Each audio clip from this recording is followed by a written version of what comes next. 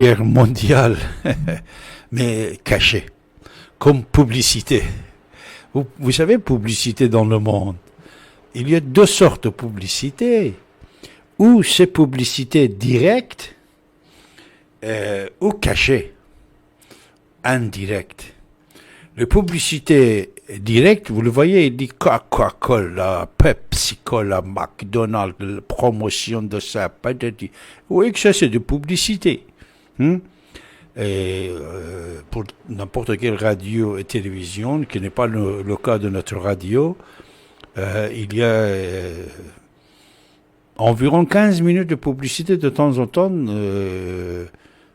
Alors, c'est-à-dire 45 minutes, vous avez quelque chose, mais 15 minutes de publicité. Mais ici et maintenant, Didier Deplège, mon ami, que je le salue, Didier Deplège, le président d'ici et maintenant, depuis la naissance, il a décidé de ne pas publier de publicité. Alors, la publicité, il y en a direct et indirect. Et les guerres, quand il y a les guerres froides, on disait, et après les guerres directes, indirectes, actuellement, il y en a une guerre mondiale indirecte. Publicité, quand on fait de publicité pour n'importe quoi, c'est ok, autre chose. Mais de temps en temps, vous avez des publicités cachées. Par exemple, dans un film, dans une émission, vous voyez le gars, je parle toujours de Coca-Cola, voilà, de Pepsi-Cola.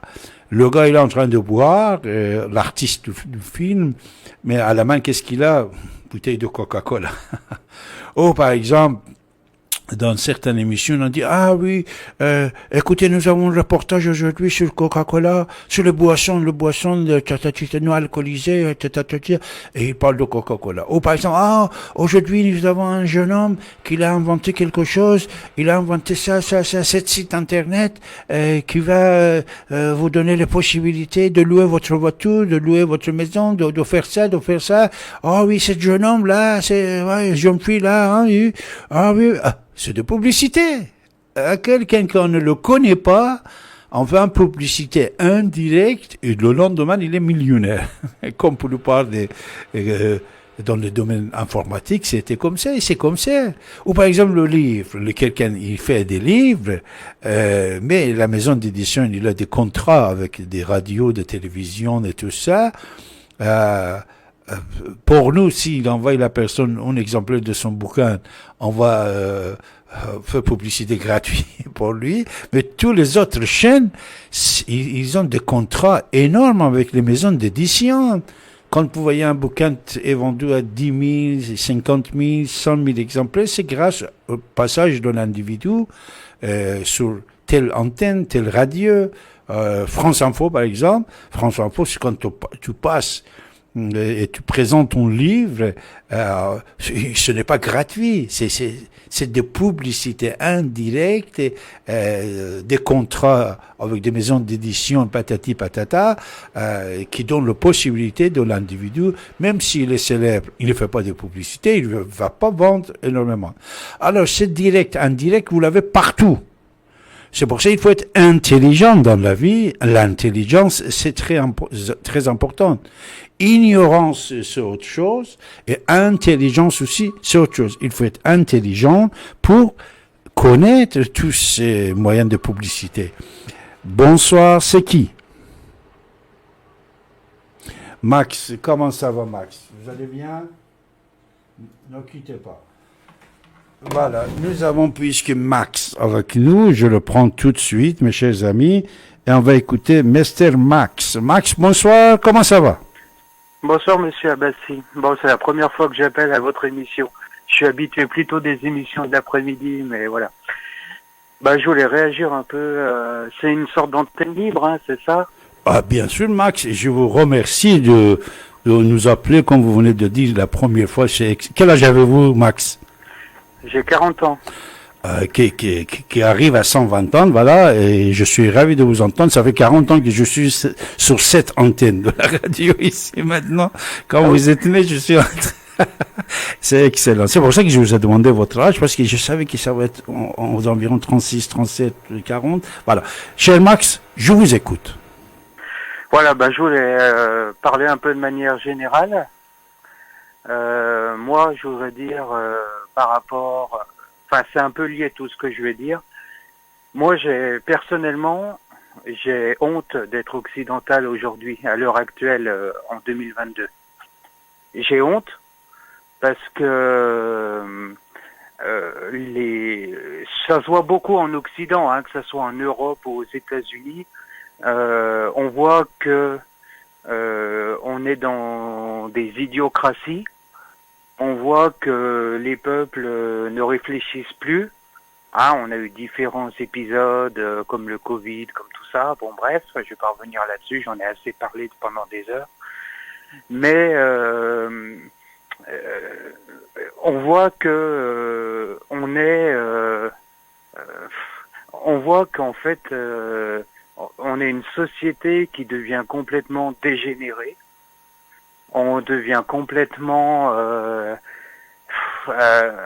aujourd'hui tout ce qu'on entend à la télé, quand on voit des minorités qui veulent imposer leur point de vue à la majorité.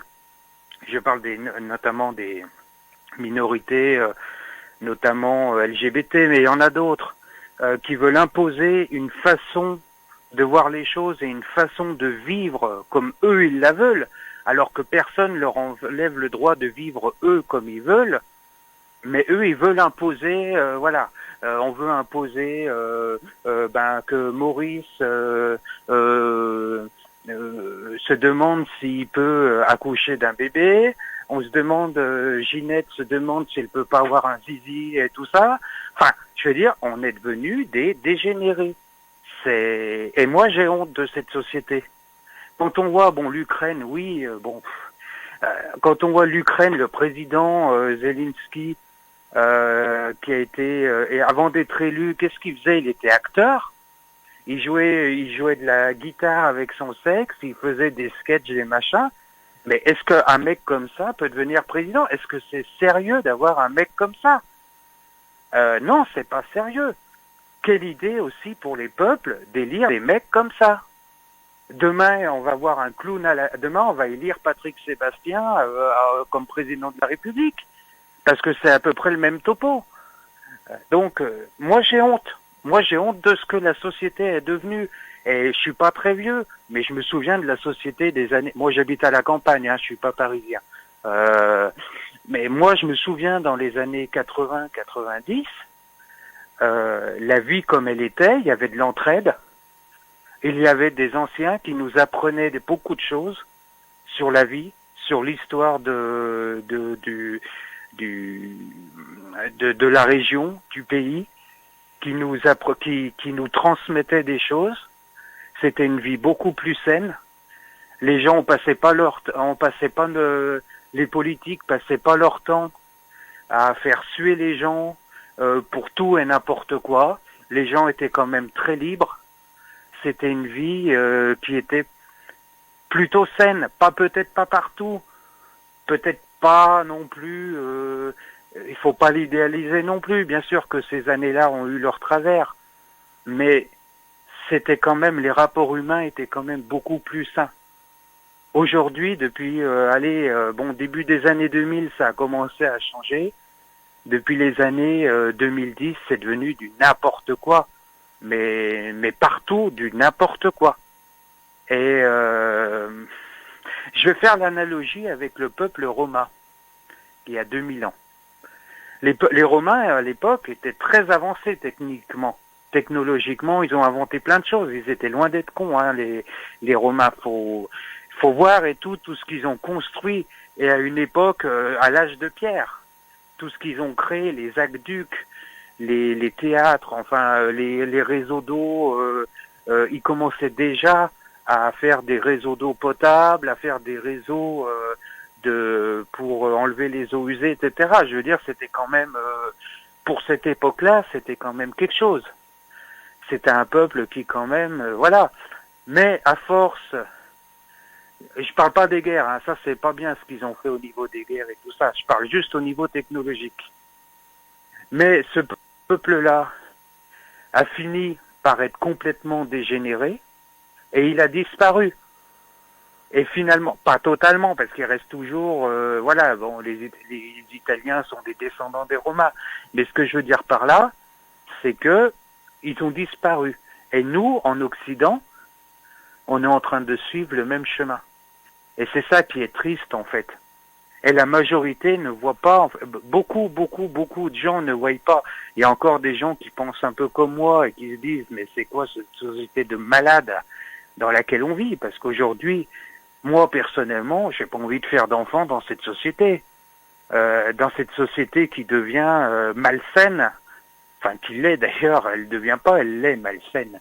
Dans une société où on nous promet, sans le dire bien entendu, parce qu'on va nous présenter ça avec des termes un peu comme je dis toujours, hein, on habille de la mouise avec un paquet cadeau.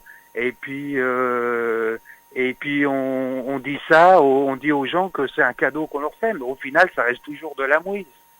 Hein, on est en train de nous préparer un pass climatique, on est en train de préparer des restrictions à tout va sur la liberté des gens de consommer, la liberté des gens de se déplacer, la liberté des gens d'assouvir leurs besoins les plus vitaux, comme boire et manger. On parle même pas d'aller en vacances, on parle de boire et manger. On va les restreindre à tout. Et la majorité des gens ne voient pas ça, parce qu'on leur dit tellement, oui, mais c'est pour l'écologie, c'est pour l'avenir de vos enfants. Donc tout le monde dit, ah bah oui, si c'est pour l'écologie, l'avenir de nos enfants, bon bah, tout va bien, on accepte tout, parce que tu comprends, oh là là, faut machiner, faut sauver la planète Terre, etc., blablabla, blablabla. Je dis pas qu'il faut pas sauver la Terre, hein, c'est pas ça, c'est pas mon propos, hein. Mais le problème, c'est que la plupart de ceux qui parlent d'écologie sont souvent des bobos qui habitent dans de beaux quartiers et qui n'ont jamais vécu à la campagne. Ils savent pas ce que c'est qu'un oiseau. Ils savent pas comment la nature change à chaque saison. Et ils savent pas, ben tiens, à tel moment faut planter des choux, à tel moment faut planter des tomates, à tel moment faut planter des salades pour espérer les récolter à tel ou tel moment de l'année, etc. Ils savent même pas faire pousser un radis d'ailleurs. Et les mecs viennent te parler d'écologie. Enfin, je veux dire, voilà, à un moment, je dis pas qu'il y a que à la campagne qu'on sait, mais ce que je veux dire par là, c'est que l'écologie aujourd'hui est complètement c'est de l'idéologie. Ceux qui s'en servent sont complètement dans l'idéologie, sont dans le n'importe quoi, dans des mesures complètement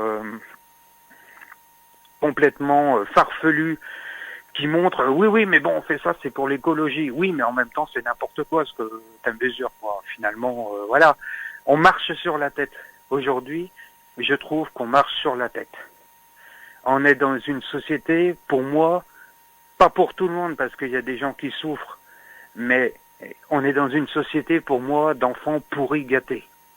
Voilà, qui attendent que leur maître, donc le gouvernement, le président, leur disent quoi faire, quoi dire, quoi penser. Quand je dis le gouvernement, le président, je devrais rajouter les chaînes info, la télé, la radio mainstream. Je parle des grandes chaînes TV et grandes chaînes radio. Je parle pas des petites radios associatives. Mais voilà, aujourd'hui, les gens